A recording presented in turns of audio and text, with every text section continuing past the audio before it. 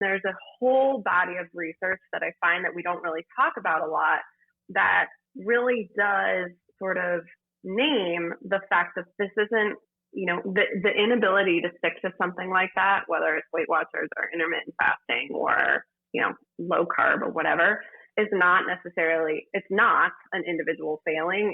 It's really something that we can expect based on how our bodies are hardwired. And so I think these conversations get supported by the fact that we have a lot of science to suggest that these things don't work long term. And then we can relate that back to the individual experience and kind of name, like, remember when you felt badly because you felt like you didn't have willpower?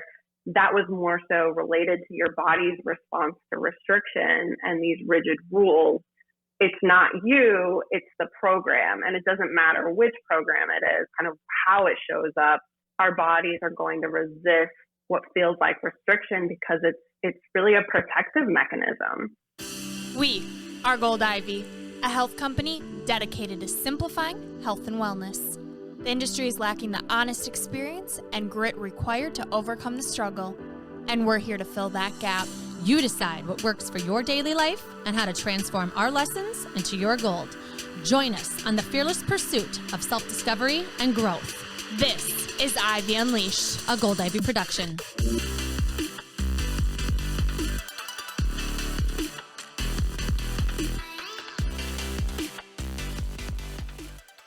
Hello, hello. Welcome back. You are listening to Ivy Unleashed. You're here with Brooke and Andrea. How we doing? We are doing great. Oh, I'm so excited for today. Me too. We are giving you guys access to yet another incredible mind, the first dietitian on the show. So excited. She is in California. So jealous right now. So jealous. It's where I want to be. Oh, yes. But what's cool about this dietitian is she is unlike probably what you're thinking. Mm-hmm. Disrupting the space of nutrition in a good way. I love it. In a great way. If you follow her on social media, you'll see not what you'd expect. Mm-hmm. A lot of crazy things that are unlike what you'd see in the space. For instance, anti-diet.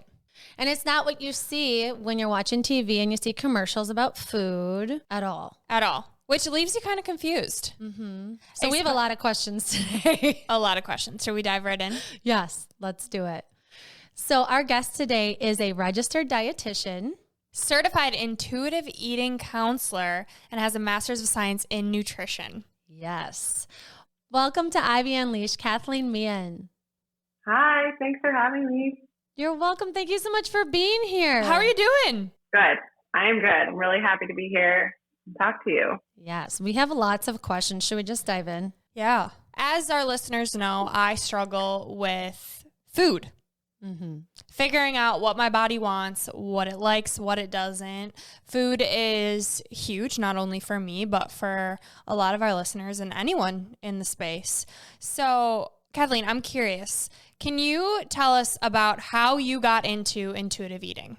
I didn't learn about it in school. I'll tell you that. It was sort of, I stumbled across it a few years into my career and it made so much sense. It really just clicked and it sort of was the missing piece for me, what I had been unable to describe on my own or kind of put my finger on what I needed when I was working with people. But it was really eye-opening to learn that there was this framework that would really support people in a different way.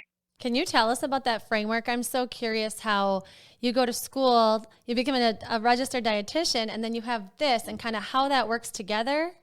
Yeah, I think it works really well together. I love the idea of intuitive eating and the non-diet approach because it really combines enjoyment and pleasure and satisfaction with the experience of eating, which kind of felt like the missing piece for me, or one of the missing pieces when I was learning about kind of like the do this, don't do that perspective that we often hear.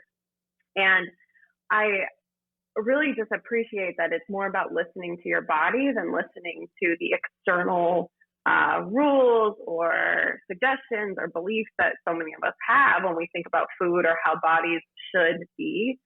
And it's a weight inclusive approach, which means it really respects people's bodies and where they naturally fall when, you have different behaviors in place that are more about nourishing and less about restricting. Okay.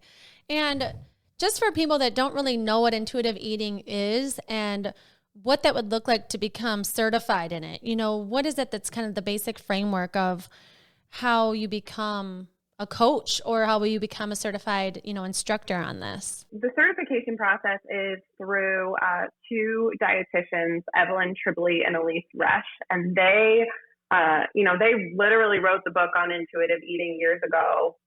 In 95 was when the first edition came out. And so they have trained a number of, not just dietitians, but there's even a training process for lay people if they're interested. But they've trained a number of folks on the intuitive eating approach and sort of what it means to counsel through that lens and kind of help a person either heal their relationship with food or sort of maintain a healthy relationship with food as they navigate through the world. So it gives a little bit of structure and sort of guidance for how to kind of counsel someone along these lines. And I think it is really supported by an ongoing learning process of working with people. And, I get supervision from other dietitians that have been in the field longer than me. So it doesn't feel like it's just, certification and then you're done. I feel like I'm constantly learning in the past few years since I've had that certification too. I'm curious. So a client comes to you, wants to have a better relationship with food in addition to losing weight, and you take this intuitive eating approach. What does that look like when you first get started with someone? Yeah, so I'm very upfront with people that as a weight inclusive provider, I also practice within the HAES paradigm, which is the health at every size paradigm. I don't explicitly work on weight loss with people. And so I think it's ethical to be very upfront with that and kind of let people know a little bit about my philosophy. And I think it's really understandable to have an interest in weight changes given the culture that we live in and sort of these pressures associated with the thin ideal and diet culture is so pervasive. It's really seeped into our healthcare system. So I always like to sort of say that we can hold space for both. We can hold space for the desire for weight change, but we're going to do things like work on your relationship with food, work on your relationship with movement, discuss what self-care looks like and body respect. And it's interesting because I think sometimes when we focus on weight loss or when people focus on weight loss, we're not always focusing on all the other things that we could be discussing. It's kind of very much tunnel vision to try and see weight changes. Well, that just speaks to the holistic view of health that we always talk about. And that, if you better your relationship with food and focus on one aspect, you have to tie in all of these other aspects because your body, I heard this the other day, is an ecosystem. And all of these parts of our bodies talk to each other, make us up. So that's interesting because when I think about working with food, I think about where do you even start, right? So for someone who's looking to better their relationship with food, is there kind of a go-to question that you ask them, or how does that conversation really start? I wouldn't say I have a go-to question in particular, but I probably usually start with asking people to tell me about their experience and their story. And usually we end up reflecting on what they've tried in the past and sort of naming all of the different things that this person has tried that maybe hasn't served them in the long run for whatever reason or hasn't led to a peaceful relationship with food. And so much of intuitive eating, and the non-diet framework is really kind of turning down all of the noise. So we're kind of unlearning. We're peeling away all of the different things that you've picked up along the way about, do this, not that. And we're trying to figure out what it's like to experience food and nourishment and, responding to your body's cues, kind of really just experience being in your body rather than listening to all that external noise. So I would say we start with experience because that's the variable that I'm always curious to know more about. Yeah. And I think as much as that sounds like a very general question, like what's your experience? I think people are so out of tune with their relationship with food because they're like, what do you even mean by that? You know, like they have no idea how much noise there is until a question like that comes into play. And you sound like this radical person that has like, what do you even mean?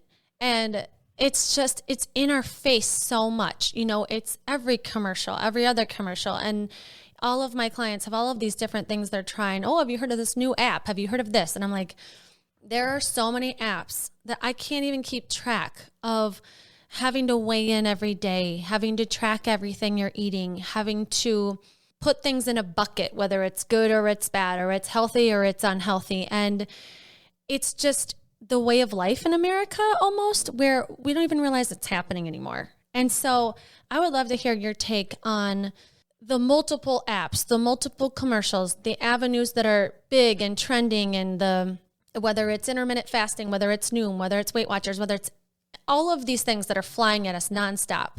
Which one's the best? Which one's the newest? Which one's the most effective? You know, how do you handle when clients bring up these apps and these commercials and maybe what they should be trying instead? You know, how do you handle that? Oh, there's so many different things out there. You know, I think I usually like to relate that back to past experience and kind of asking whether someone has had a similar experience with something like, you know, anything that you mentioned, whether it's an app, whether it's a program, whether it's, you know, something kind of ambiguous and nebulous that doesn't even have a name necessarily. I always like to sort of get curious about what the past experience has been like in relation to that. And what I find is that the conversation often comes back to almost of like, well, that didn't work for me, or that worked until it didn't work. And so that then opens up this conversation about what is sustainable and why. And there's a whole body of research that I find that we don't really talk about a lot that really does sort of name the fact that this isn't, you know, the inability to stick to something like that, whether it's Weight Watchers or intermittent fasting or, you know, low carb or whatever, is not necessarily, it's not an individual failing. It's really something that we can expect based on how our bodies are hardwired. And so I think these conversations get supported by the fact that we have a lot of science to suggest that these things don't work long term. And then we can relate that back to the individual experience and kind of name like, remember when you felt badly because you felt like you didn't have willpower? That was more so related to your body's response to restriction and these rigid rules. It's not you, it's the program. And it doesn't matter which program it is, kind of how it shows up. Our bodies are going to resist what feels like restriction because it's really a protective mechanism. So, you know, that's sort of my long-winded soapbox of why I really can't endorse any of these products, because they all have the same, at the end of the day, if you kind of peel it back, they all have the same intention, which is more so about weight change than health and well-being.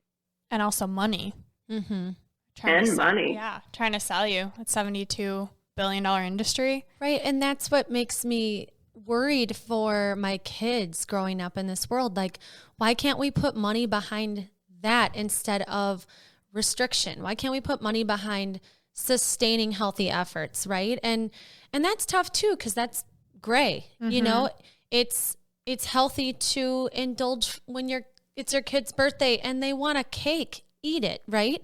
I don't want them feeling guilty ever about things like that. And somehow in our life, we get this switch where it flips and all of a sudden we're feeling guilty about everything we do. And we have this dialogue in our head and even out loud with our neighbors, with our family, with our friends, in front of kids, what's okay and what's not okay, or what to feel bad about. So I would love to hear your take on that, where things kind of get put in a box on what to eat, what not to eat. And I know from following you that you talk a lot about it's okay to eat processed food. It's okay to eat this. It's okay to eat that. Like, how do you navigate that when people are trying to, whether it's lose weight or improve their blood pressure, or, you know, how do you kind of navigate that when there are healthy foods to eat that are from the earth, but also allow yourself the processed, maybe put in the box of unhealthy things? It's so interesting because it's very individualized, and it's going to be, the lens through which we have these conversations are going to include so many different things like access and convenience and affordability and time. I think one of the things that was really eye-opening to me is that the recommendations that we make are not even accessible for many, many, many, many people. So then who are we speaking to? I don't want my nutrition message to only speak to a small section of the population that can afford to make everything from scratch or has the time to be able to do that. Like that doesn't appeal to me, and that's not what I value necessarily either. So I think knowing that these are very individual conversations based on preference and access, I think we have to kind of recognize that when we have permission to eat all of these different foods, it opens up an opportunity to kind of notice the experience of your body and consider what is going to be realistic for you in that meal, that moment, that day, that season of life, whatever. And so my stance, and as is the stance of all non-diet practitioners, is that there's no good and bad foods, because when we sort of have that lens, we're very black and white, and there's no room for that gray, like you mentioned. And even naming foods as healthy or unhealthy, it sort of puts into perspective that we're putting labels and we're putting, things into boxes and scenarios into boxes. And to your point, if you eat something and you feel really guilty and shameful about it, I don't care how healthy that food is, it's going to have a ripple effect that is unhealthy and unproductive. So it just goes to show that health is so much more nuanced than we really allow for it to be when we talk about these things in a black and white lens. So I think I kind of feel like the conversation around processed food and versus quote unquote whole foods has really gotten a little bit out of hand, because, I think the intention was maybe, slow down and prepare your food when you can and eat a wide variety of foods. And it has become this, way of vilifying foods that leads to guilt and shame. And that doesn't align with my value as a provider. Yeah, something I've learned too is, does this food work for me? Like kind of quitting the unhealthy or healthy, because for me, I've learned that what works for other people isn't going to work for me. And I've taken this approach of, okay, let's focus on eating whole real foods. Let's do all these different diets, the elimination diet. And like any area of health and wellness, it's figuring out what works for you. And so to stop villainizing food and say to myself, okay, how do I feel after I eat this? If everything's on the table, well, then I'm going to gravitate towards foods that make me feel well. And that is such a mental shift from, okay, I can't have this because I know it's going to make me feel bad, to I can have this, but do I want this? So I've learned that it's such a mental game. So I'm curious if you have any experience with clients who, have food sensitivities, anything in that realm, and kind of how you work that out, because it is such a mental game. It is such a mental game. And I'm glad that you mentioned that, because I do think, we have to acknowledge that there are very true food allergies and celiac disease and food sensitivities and things like that. Those things are very real. So I don't want that to be the take-home message that they're not. But there is also, to a certain degree, a psychosomatic experience with restriction, where if a food is up on a pedestal, or if we feel like we shouldn't be having it, or we cut it out, we sort of have this experience of, it really impacts our relationship with food in a way sometimes. So through this lens, we look at all of these foods. There's permission for all of these foods, naming anaphylactic shock and, naming celiac disease and things like that, kind of naming that maybe not for those individuals or those foods, but we want to sort of say that you have permission to eat all of these foods, and what is the experience of your body and what do you notice? And I work with a lot of people who have IBS, for example, and we talk about, well, what happens if you notice a pattern where a certain food doesn't sit well with you and you'd like to eat it anyway? What is it like to give yourself permission to eat it and kind of recognize, like, I just might need to wear sweatpants for the rest of the day and lay on the couch. And that's going to be a decision that I make. Or conversely, you might think like, today I really, am go. I want to feel good. I'm not going to eat that in this moment. That's a very different perspective than saying I can never eat that food ever, which does have a pretty significant impact on our outlook in terms of how we may feel around that food. So I don't know if that kind of answers your question, but it's tough. I will say too that sometimes we feel like if we shouldn't eat these foods, the anticipation builds and builds and builds and builds. And if we kind of anticipate this food is going to make me feel terrible, I shouldn't eat it, and then we eat it and we don't feel good, it's kind of like, well, is that related to feeling like you shouldn't have eaten it and you did something wrong, or is it something else? So when we liberalize all of these foods and practice permission, I find a lot of people actually do a little bit better and are able to eat a wider variety of foods and feel just fine, because some of that is that psychosomatic impact of restriction. I love what you said about kind of exploring that relationship with food in a way that's if something's off the table or if something's on the table, right? Because thinking about my experience in college, I was super stressed out financially, right? So I just had these stressors. I was paying for everything myself, had multiple jobs. And all of a sudden, I was lactose intolerant and I couldn't eat anything dairy. And literally the second I graduated college and had a decent paycheck coming in, it went away. And so it showed me what stress does to my body. It doesn't even allow certain nutrients in my body. And then I want to use that as an example for my clients, but I totally understand, it's not about me, it's about them. And so I love what you're saying where, I'll ask a client, what if you could eat anything? Do you think that you would be obsessed with Oreos every day of your life if you could just eat them whenever you wanted? Do you think you would eat 45 in one sitting if you could just have them whenever you wanted? And that to people though is so gray and they don't like it. And so I guess I want to ask you how you handle people that are like, I just want to plan. I just want to know, just give me a list. And I'll be like, well, how's that worked out for you in the past? But they still want it. So how do you navigate that when people are persistent about, give me a list of unhealthy or healthy foods, or I want to know how to navigate meal planning or something like that? How do you handle that? I need to tell you about a gem I found.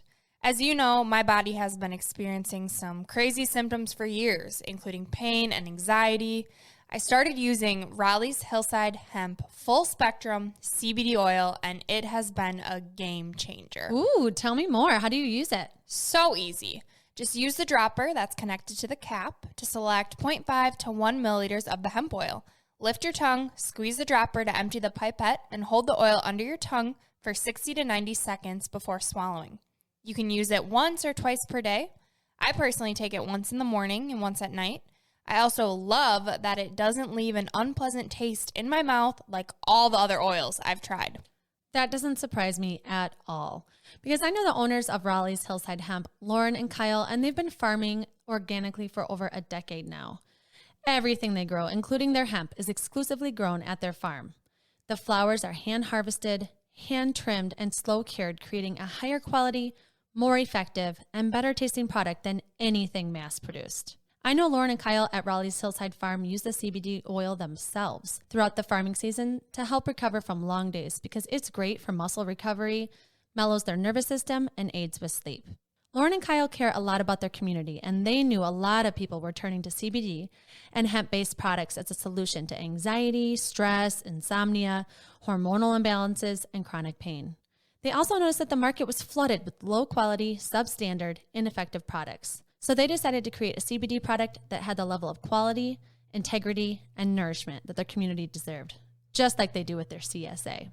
Not only have I noticed improvements in the symptoms I've been struggling with for years, inflammation, chronic pain, anxiety, but I also love their mission. It's important for me to support brands that are good and do good. 5% of all Raleigh's Hillside Farm products go to their dedicated give back program. 5% for a better world. Raleigh's Hillside Hemp is also giving back to you with a 25% off your full order. Use the promo code GOLDIVY25 when you check out from their website, wilocalhemp.com. That's wilocalhemp.com. And you can also find them on Instagram at Raleigh's Hillside Hemp. That's RALEIGHS Hillside Hemp. So head over to our show notes for more information and go get your bottle of Raleigh's Hillside Hemp Full Spectrum CBD Oil. I promise you'll be glad you did. I love that question. Let me just say, as a caveat, I'm not the dietitian for everyone. And I sort of like to name that sometimes. Like if some people really want something, I like to explore, well, what is it that you're hoping to kind of get out of that? But at the end of the day, if somebody wants like a, 2-week meal plan that's really detailed, I'm probably not the dietitian for them, and that's okay. But all that to say, we definitely talk about things like meal planning through this lens as well, because I think it can be a beneficial or helpful tool to have less chaos in your life. And so what does it look like to meal plan through the lens of permission and being flexible, and sort of how do we make sure that you have all these foods on hand that you may want to eat and are going to, work well for you and your family? And what happens if something comes up where you had this intended plan and you find yourself going through the drive-thru instead? How do we make sure that you're talking to yourself with compassion and flexibility and non-judgmental or non-critical awareness of the experience? So all that to say, I think it makes a lot of sense to have somewhat of a flexible plan, because I think feeling like intuitive eating means complete chaos is really stressful and really kind of overwhelming for people. And that's not what it means. It's just a different framework of kind of taking care of yourself with more flexibility. So that's sort of what I always say to folks, like we can work on plenty of things. And if you want, to benefit from some structure, let's talk about how we can do that in a way that's probably different than how you've ever done it before. And maybe it means it'll be more sustainable because it's not something rigid that, doesn't suit your preferences or something like that. So yeah, it's so interesting. Oh, sorry to interrupt you, but it's so interesting how people aren't flexible about having flexibility in their diet. Like they want a rigid, tell me what to do. You'd think you would be more likely to want something flexible, to want something to like tune into what you actually desire, you know? So how do you explain, like someone gets on a phone with you, they don't even know that you're an intuitive eating counselor. How do you explain what intuitive eating is in a way that's like a beginner, starting like this is kind of how we'll do this? To be honest, I don't always necessarily introduce it right away. I sort of ask a lot of questions, and usually I like to start by encouraging people to begin to eat consistently throughout the day and sort of notice their experience as a result. Because if there's any sort of feeling of chaotic eating, a lot of times eating enough and eating, with regularity, so you don't have these extreme, periods of time between your meals or your snacks, or you don't have extreme hunger, or you don't have the blood sugar crash. A lot of people notice that their experience with food becomes a little bit more calm, just kind of like right off the bat, if we can get to that place, which can be really hard sometimes. There can be a lot of barriers to doing that. But that's usually where I start, because then we can sort of say like, well, what did you notice about that? What was it like for you? What did you notice about what was satisfying in those moments? What sounded good to you when you made a decision around food and to eat, when you're kind of hungry, not ravenously hungry? What was the difference in that experience? So intuitive eating is really just noticing your experience with food in a way. And so by having those conversations, we're kind of doing parts of intuitive eating. So that's usually where I start with people. And then we, in those conversations, we're weaving in like, well, what sounds good to you? What do you think would make you feel satisfied when you're at work? So, you get to have lunch and feel satisfied, and then, do what you have to do. You don't kind of constantly feel like you're not satisfied. You're thinking about food the whole time. Like, what does that look like for people? So usually that's sort of how we weave in preference. And frankly, there's some meal planning involved in that, because you have to have access to food. You have to have, that available in some way. So, there's that access piece again, making sure it's on hand. And then what do we do, in all these different scenarios where that can be a challenge or a barrier. Kind of sounds like first step, becoming aware, learning how to really listen to your body, what it wants, what it doesn't, when it's craving, and then having a plan. And then if the plan doesn't work out perfectly, to give yourself grace. Does that sound, am I following along correctly? Yeah. I bristle at that word plan just because it feels so wrapped up in diet culture to me, but you're right. It is essentially having a plan. It's having, it's having a plan. It's having these things available to you so that you can actually nourish your body. And I always tell people, it's really normal to eat again and again and again and again because our bodies need food. So if we don't anticipate that need, it's probably going to feel chaotic. So what can we do to anticipate your needs? Yeah, I feel like with a plan too, it's something to fall back on, right? So it's life. Things are going to come up. You're a mom, you got kids, you're going to go through a drive-through, you got to feed the kids, you got to eat, you need to live. And then you fall off. Okay, well, you have this plan in place where you know what to do to get back on. Yeah, and you can think about your preferences, like she's saying. You can think about, what am I usually hungry for at that point? Or once you're tuned in a little bit more and you're noticing it, you're like, you know what? Baby carrots don't cut it for me at that point. I need something more. Give me the Oreos. Or like a handful of nuts and a string cheese or something, Do you talk to your clients about like how much protein to get and all of these other nutrients that they need to feel like they're full? And, someone who has no idea about food and really what they need, what does that look like? Yeah, I will say I rarely get specific with numbers with people.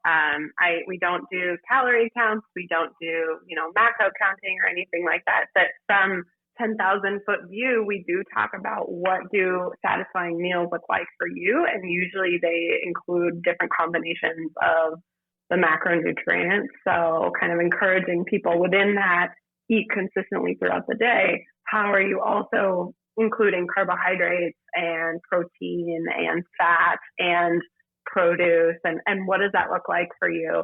And usually that's where we begin to start talking about a lot of the food beliefs and food rules, because maybe there's some rules around, fat or rules around carbohydrates, and we start to kind of tear those away as we add in those foods. And I don't say aim for this level at every meal, but we talk about what did you notice when you had a lower carb meal and you felt hungry shortly thereafter? What was it like, on a different day when you had whatever food as your carbohydrate? What did you notice, how you felt?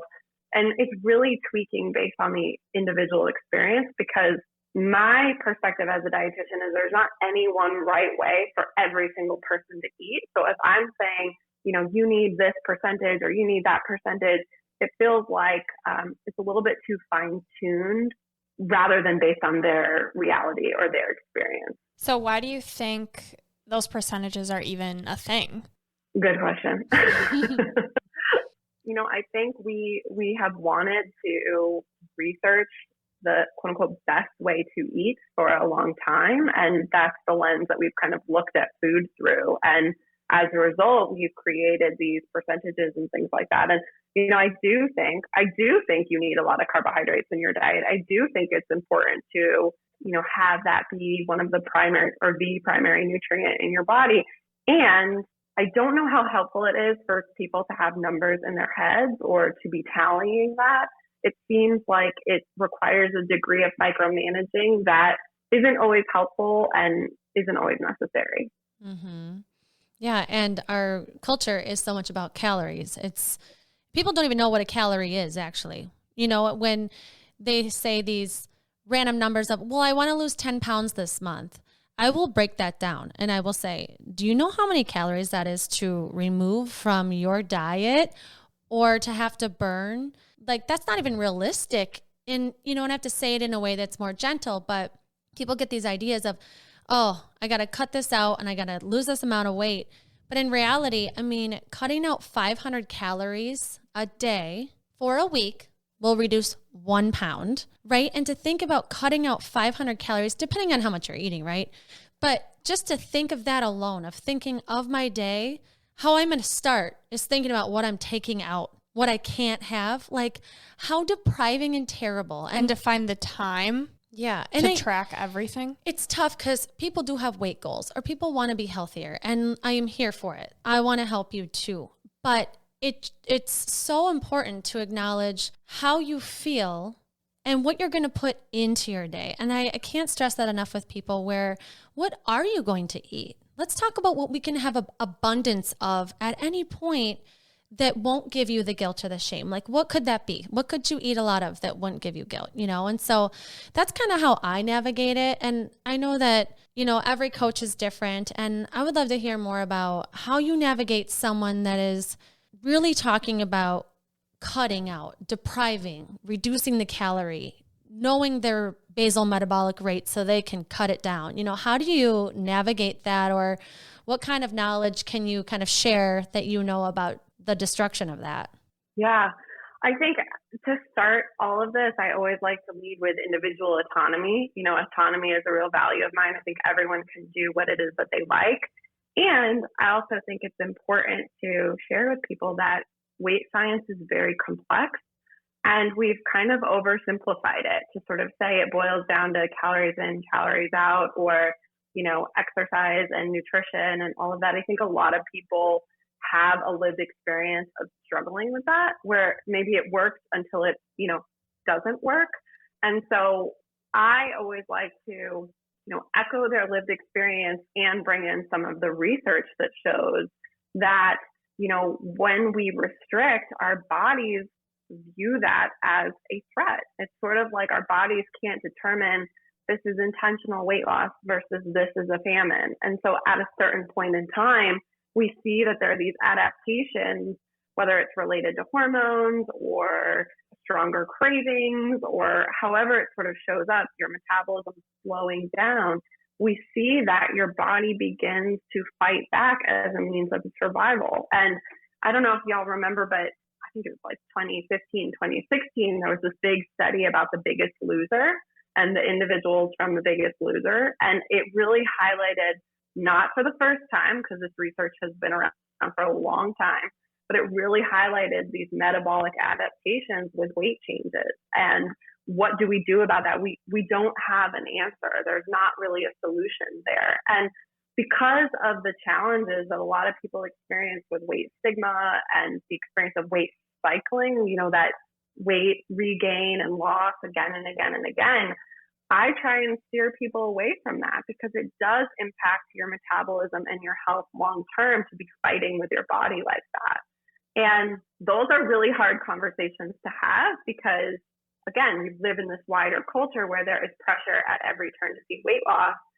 But if a person is struggling to lose weight and quote unquote keep it off, or lose weight and maintain it, I like to share that information to just kind of validate that their experience is not a lack of willpower or like they're doing something wrong. It's really normal, and their experience echoes what the research shows. So that's one of the reasons why we kind of move away from restrictive eating. Certainly not the only reason, but if we move away from, you know, low calorie eating and things like that, we often notice that people experience other things. Maybe they have more energy to move their body, or they sleep better, they're less irritable, or they get headspace back because they're not kind of doing that tug of war of don't eat, but I'm hungry, but don't eat, but I'm hungry.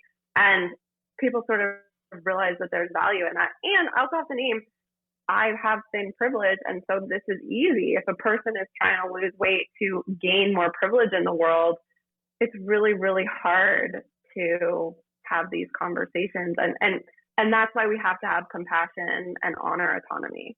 I love that, because no one talks about the stress or how much sleep are you getting? What is the quality of your sleep? Is your thyroid working properly? What are your hormones doing? Everyone just thinks nutrition, exercise. Calorie in, calorie out. Yeah. Well, and I love that you've brought up the access to food too, where we talk about it in a way that everybody can afford and has access to all of the vegetables, you know, and it's just not true. And it's tough. And it's tough when the only access you have to food is a McDonald's or a Taco Bell in your town or something like that, where if you've got to eat, you've got to eat. And sometimes it's not accessible. And so I just think there's so many barriers, and I want to just keep talking about so many different aspects of this, because I have so many questions for you, because you bring up so many ways to think about food and ways to think about words that just are thrown at us like all of the time. Like, you bring up detoxes and cleanses. I would love to hear your take on how you feel about those and how they affect you. Oh my goodness. My initial response is that they're part of the diet industry. You mentioned that it's a $72 billion industry, and I would say that they fit within that, even though they're often sort of viewed through the lens of wellness rather than dieting. But, we have organs within our body that are constantly working all day long, which is one of the reasons why you need to, eat a fair amount of energy every day. But our organs are detoxing and cleansing for us. And, if you need help with that, you probably are in the ICU, actually. So we don't really need to be spending money on these products that do that for us, because our bodies are they're incredible. They're taking care of it for us without us worrying about it. And I also think that, these cleanses or these detoxes that really just end up kind of being a low calorie endeavor. It really sort of is either dehydrating you in some way, or you're kind of drinking your calories, and it's a low calorie thing for, X number of days. We see that people lose a lot of muscle mass during that time too. So, if anything, you kind of end up restricting and losing muscle mass. And then when you understandably resume eating normally, where are you at that point after? You may be worse off because your precious lean body mass is now gone, which is really hard to make muscle, especially as we get older. So I say save your money. And if you're interested in detoxing, maybe there are other things that we can think about, like social media detox, or being intentional about getting enough sleep, or, thinking about how can I drink water without restricting my calories, or what can I add in to boost nutrition rather than viewing everything from a restrictive lens. I love that. Yes. It's such a great way to think about it. Yeah. I struggle because it all sounds great, right? Like, I love everything that you're saying. And it works for the majority of people. Yeah. So I'm thinking of the people who this is so far over their head and have just eaten whatever they want forever. And they are listening to this and they're like, I cannot eat whatever I want. I have to put some restriction on myself, or I will eat whatever I want. And then I'm thinking of the people who have IBS or are struggling to figure out what their body is trying to tell them. So I'm going back to just the bringing awareness piece and how someone who this is so far over their head can just start.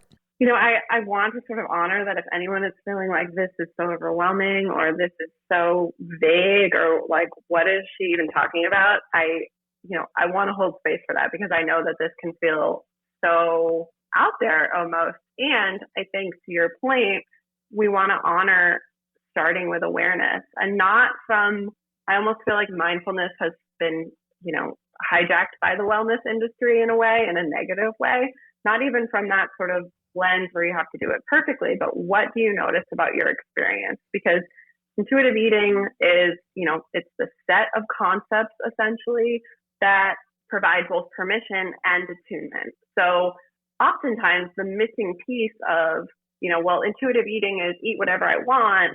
I could never do that. The missing piece is having the experience of trust. And so we have to sort of build up to that. And sometimes it's helpful to do that with external guidance, because it might feel really overwhelming. But how can we practice permission while also practicing attunement, which is kind of noticing the experience of your body? And there's a lot of different pieces in there. Sometimes we have to solve for the restriction, because if you are trying to practice permission, when you are really restricted, that kind of primal brain that is aiming to fight against restriction is going to say, like, I need to eat a lot of this food. I'm typically restricted. I never get to eat this food.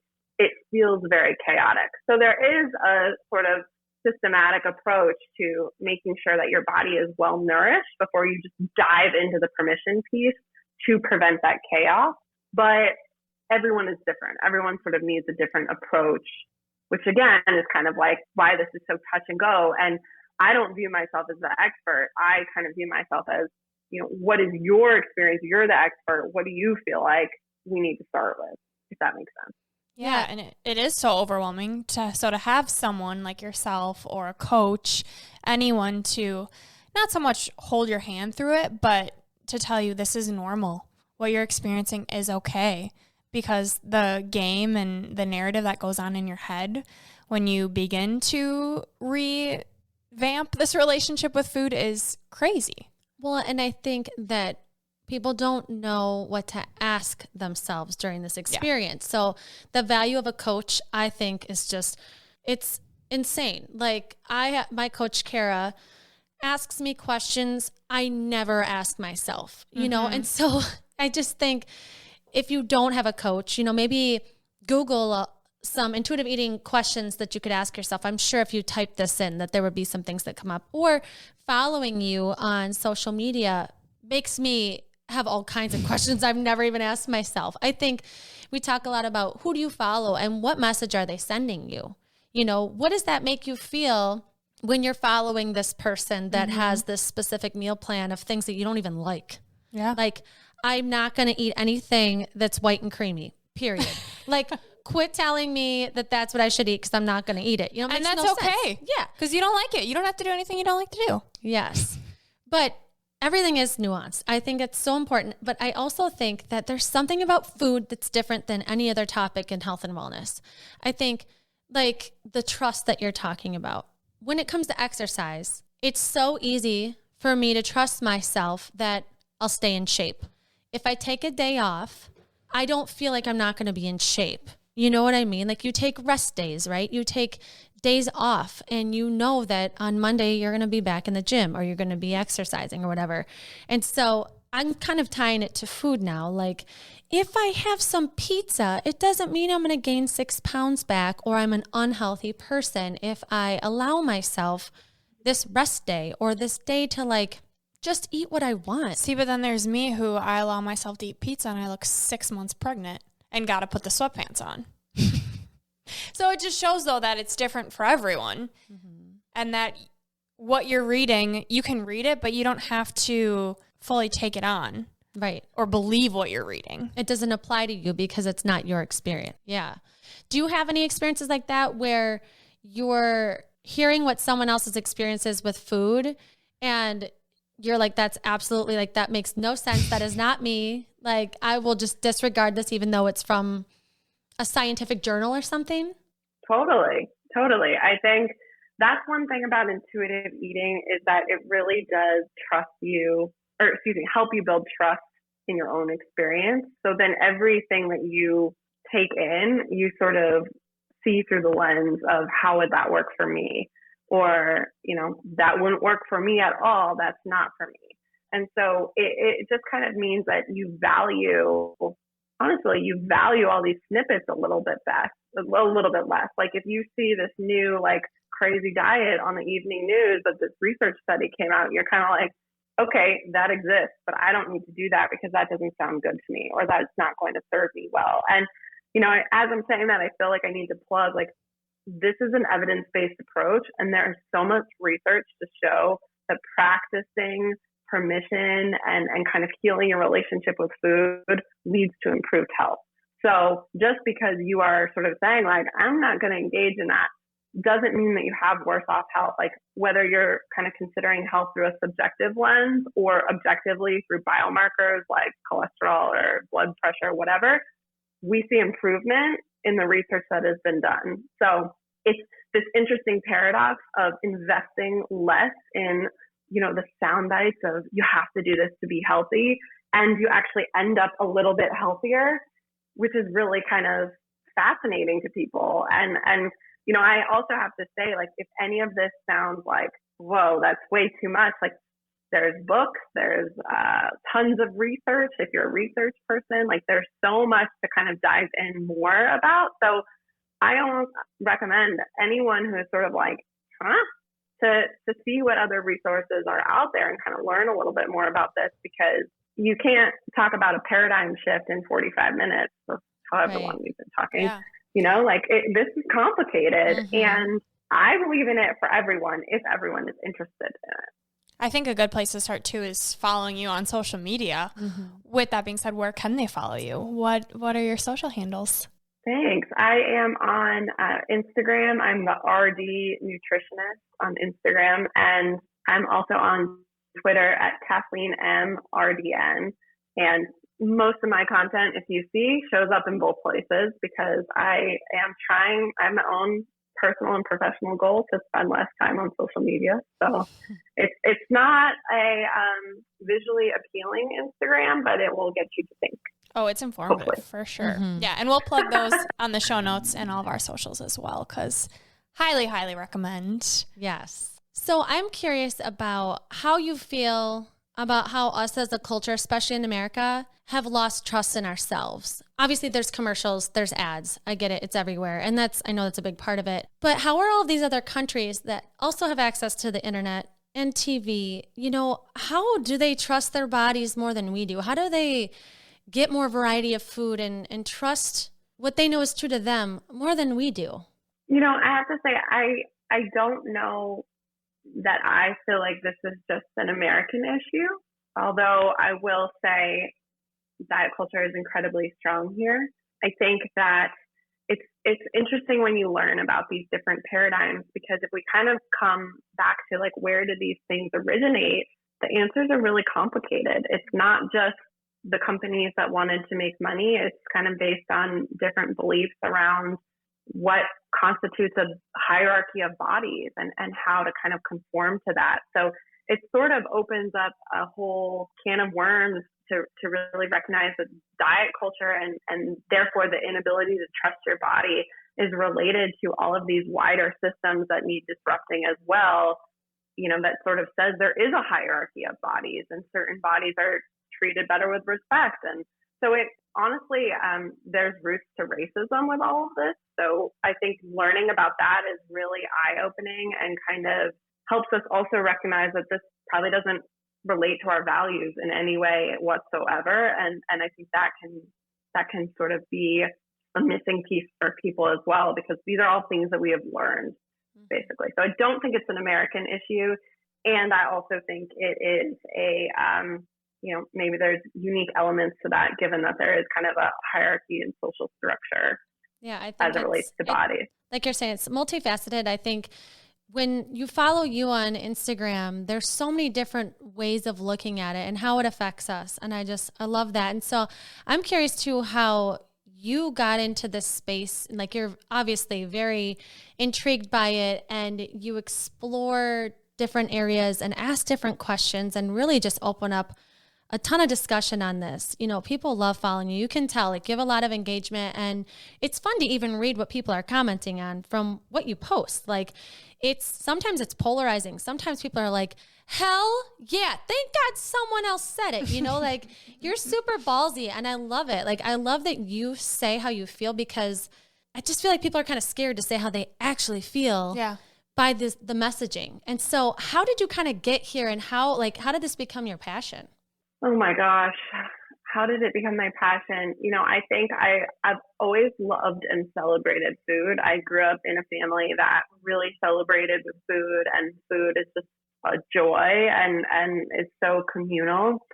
And then I went to school to become a dietitian and felt like sometimes what I was telling other people to do with food wasn't necessarily honoring that same love of food. And so it felt like there was a disconnect there for me personally. And I also began listening and counseling and kind of hearing what people were saying. And I was realizing that there was a bit of a disconnect, and certain behaviors that we would be encouraging in one population, we would be naming as disordered in a different population. And I heard a quote from a person named Deb Burgard, and she said, we diagnose eating disorder behaviors for people in smaller bodies, but we prescribe those same behaviors for people in larger bodies. And I remember where I was when I heard that quote on a podcast, and I literally it stopped me right in my tracks, because that was sort of the piece that had been missing. It was sort of what I was recognizing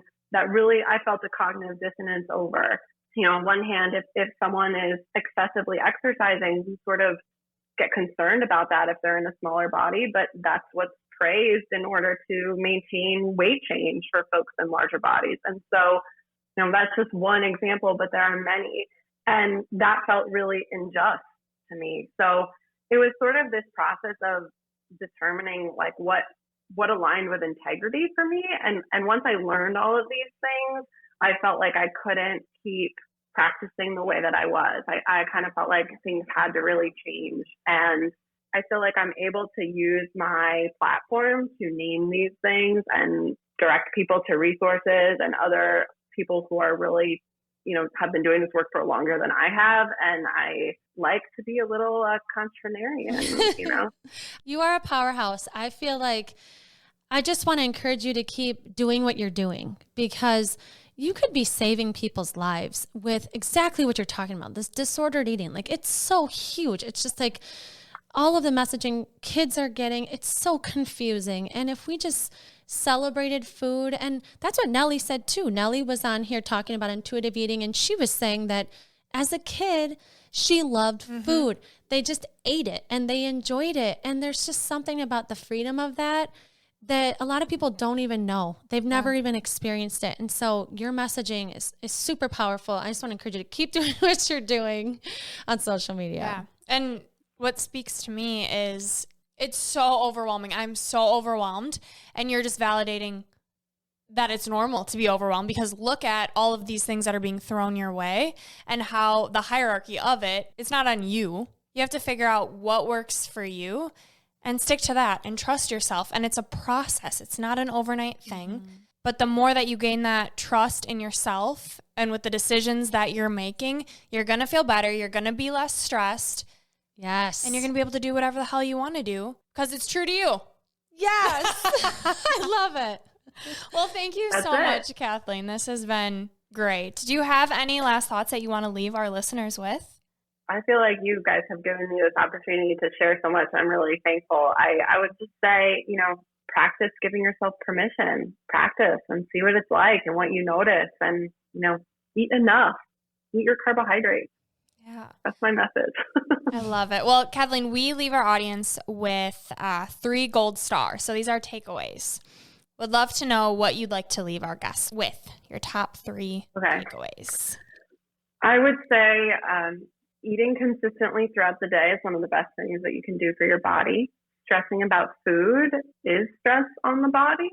So don't discount that impact. And to just echo what I just said, like, what would it be like to honor your preferences and honor your cravings? Like, what would it be like to include satisfying foods and see what you notice?